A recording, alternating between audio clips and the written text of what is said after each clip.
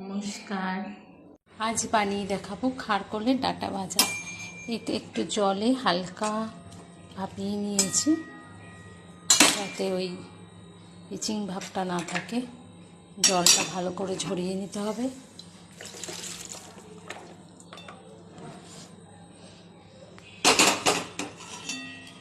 জলটা ঝরতে থাকুক। আর কাটবো হচ্ছে পেঁয়াজ রসুন। লাল লাল করে ভাজা হয়ে গেছে। এবার দিয়ে দেবো আমি এই যে রসুন আর লঙ্কা কুচি করে রেখেছি, সেটা দিয়ে দেবো। হলুদ দিয়ে দেবো পরিমাণ মতো। মোটামুটি ভাজা হয়ে গিয়েছে। এবার জল ঝরে রাখা এটা দিয়ে দেবো। খারকোলের ডাঁটা এটা, আর খারকোলের পাতাটা ওটা বাটা খেতে হবে, ওটা কালকে করবো।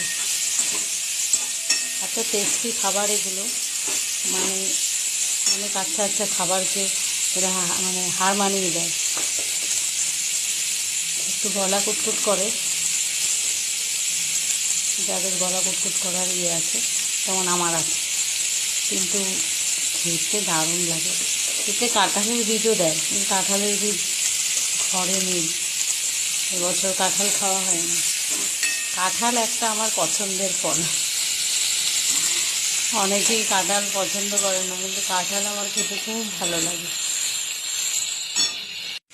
ভাজাটা হতে থাকুক, একটু চাপা দিয়ে দিই, তাড়াতাড়ি হবে।